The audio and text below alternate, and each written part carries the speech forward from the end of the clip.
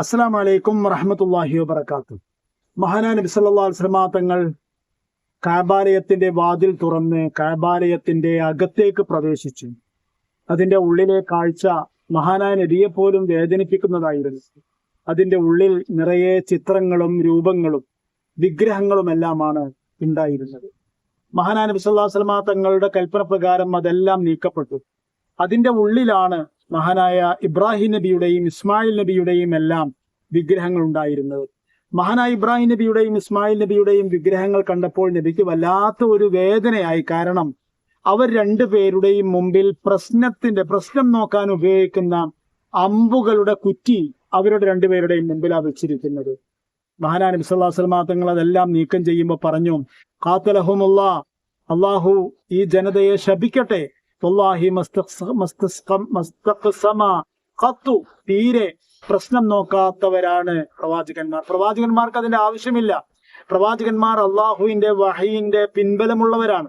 അവർക്ക് ഓരോ സമയത്തും ആവശ്യമായ കാര്യം അള്ളാഹു സുബ്ഹാനഹു വ തആല നേരെ ചൊവ്വേ നൽകുക തന്നെ ചെയ്യും.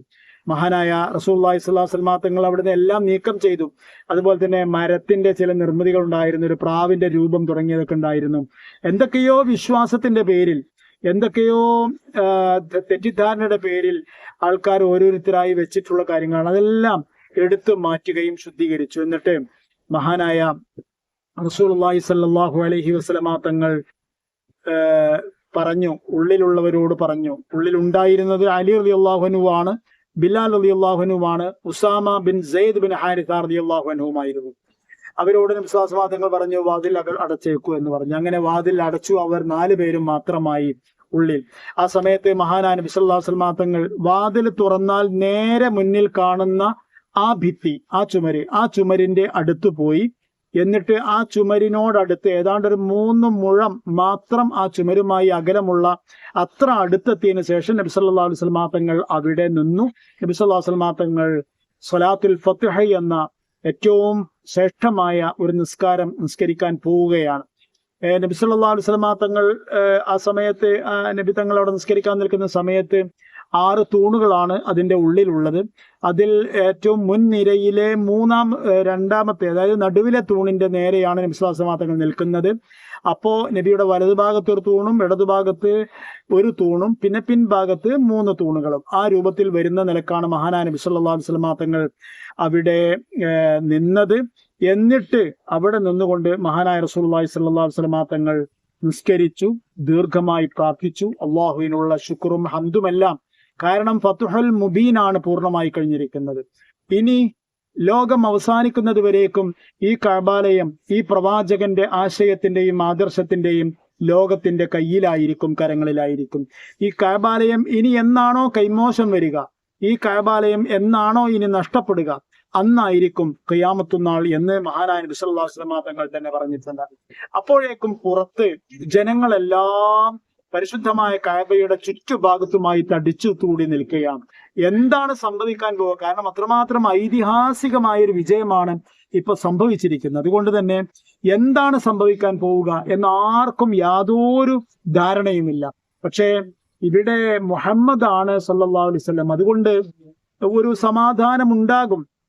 ഇദ്ദേഹം ഒരു മനുഷ്യത്വമുള്ള, ഒരു മനുഷ്യപ്പറ്റുള്ള പ്രവാചകൻ തന്നെയാണ് എന്ന ബോധ്യം എല്ലാവർക്കും ഉണ്ടായതുകൊണ്ട് അവിടെ വെച്ച് ഒരു സമാധാനം ഉണ്ടായിരുന്നു.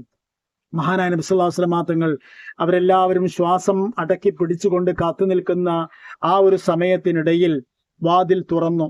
എന്നിട്ട് 2 കൈകളും വാതിലിന്റെ കട്ടിലപ്പടിയിൽ വെച്ചുകൊണ്ടെന്നോണം അള്ളാഹുവിന്റെ റസൂൽ വാതിൽ പടിയിൽ നിന്നുകൊണ്ട് താഴെ തന്റെ മുമ്പിൽ പരന്നു കിടക്കുന്ന മക്കയിലെ പുരുഷാരത്തോട് സംസാരിക്കുകയായിരുന്നു.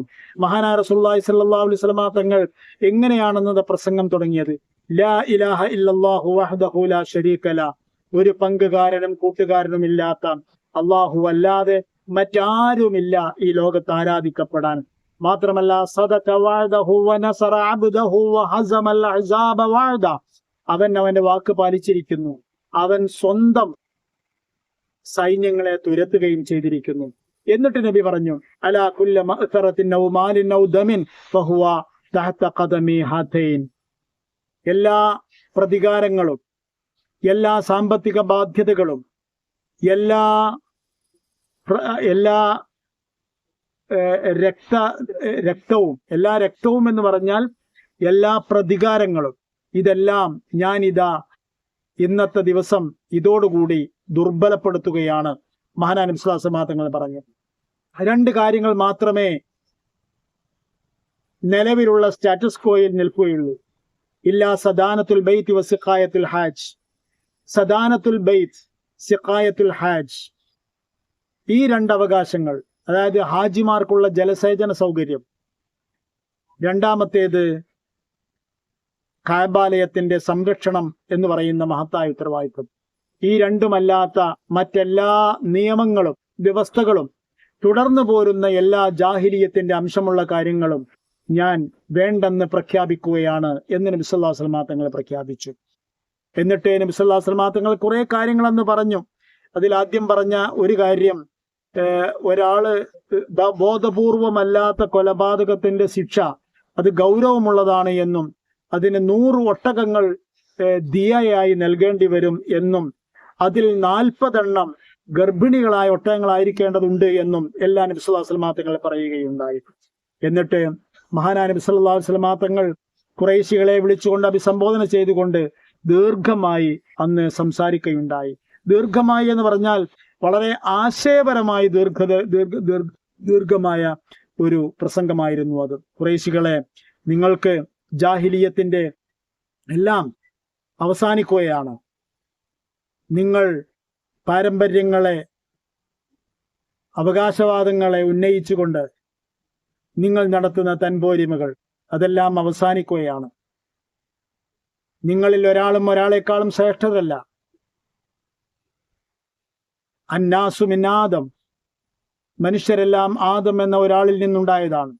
ആദമാവട്ടെ മണ്ണിൽ നിന്നുള്ളതാണ്. ആയതുകൊണ്ട് ഒരാളും ഒരാളെക്കാളും അഹങ്കാരം കാണിക്കരുത്, ഗർവ് കാണിക്കരുത്.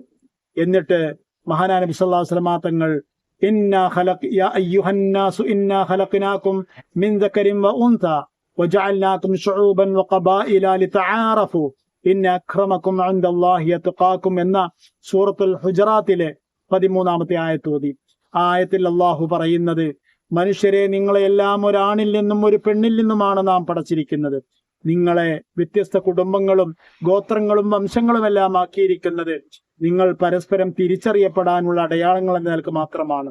നിങ്ങളിൽ ഏറ്റവും അള്ളാഹുവിനെ സൂക്ഷിച്ച് ജീവിക്കുന്നവരാരോ അവരാണ് അള്ളാഹുവിങ്കൽ സ്ഥാനീയൻ എന്ന് ആണ് ഈ ആയത്തിന്റെ ആശയം. അതെല്ലാം കഴിഞ്ഞതിന് ശേഷം മഹാനായ നബി സല്ലല്ലാഹു അലൈഹി വസല്ലം തങ്ങൾ അവിടെ വെച്ച് സൂചി വീണാൽ കേൾക്കാവുന്ന നിശബ്ദത പരന്നു കിടക്കുന്ന ആ സ്ഥലത്ത് വെച്ചുകൊണ്ട് മഹാനായ നബി സല്ലല്ലാഹു അലൈഹി വസല്ലം തങ്ങൾ ഈ ലോകത്തെ ഏറ്റവും വലിയ ചോദ്യം ചോദിച്ചു. എന്താ ചോദിച്ചതെന്നറിയാമോ? അത് മറ്റൊന്നുമല്ല, ഖുറൈശികളെ, ഞാൻ നിങ്ങളെ എന്തു ചെയ്യാൻ പോകുന്നു എന്നാണ് നിങ്ങൾ ധരിക്കുന്നത്, നിങ്ങൾ വിചാരിക്കുന്നത്? ഇതൊരു വല്ലാത്ത ചോദ്യമായിരുന്നു. കാരണം 8 കൊല്ലം അല്ല, 21 കൊല്ലം പ്രവാചകത്വം ലഭിച്ച നാൾ മുതൽ, ഇസ്ലാം പ്രഘോഷണം ചെയ്തു തുടങ്ങിയ നാൾ മുതൽ ഇന്ന് വരെയും ഇവർ വേട്ടയാടുകയാണ്. ഇന്നത്തെ ഈ ദിവസത്തിൽ തന്നെ ഖന്തമയിൽ അവരുടെ ഒരു ചെറിയ സൈന്യം ആയുധമേന്തി തടയാൻ വേണ്ടി നിൽക്കുന്നുണ്ടായിരുന്നല്ലോ. ഈ നിമിഷം വരെയും നീണ്ട ഈ ശത്രുത, ഈ നിരന്തരമായ പോരാട്ടം, ചോരച്ചെരിയലുകൾ, സാമ്പത്തിക നഷ്ടങ്ങൾ, ഇതെല്ലാം ഉണ്ടാക്കിയത്, ഇതിനെല്ലാം നേതൃത്വം കൊടുത്തത് ഇവരായിരുന്നു, ഈ മുമ്പിൽ നിൽക്കുന്ന ഖുറൈശികൾ. അവരോട് ചോദിക്കുകയാണ്, ഞാൻ ഇതിനെല്ലാം എങ്ങനെ പ്രതികാരം ചെയ്യുമെന്നാണ് നിങ്ങൾ വിചാരിക്കുന്നത്? അസ്സലാമു അലൈക്കും വറഹ്മത്തുള്ളാഹി വബറകാതുഹു.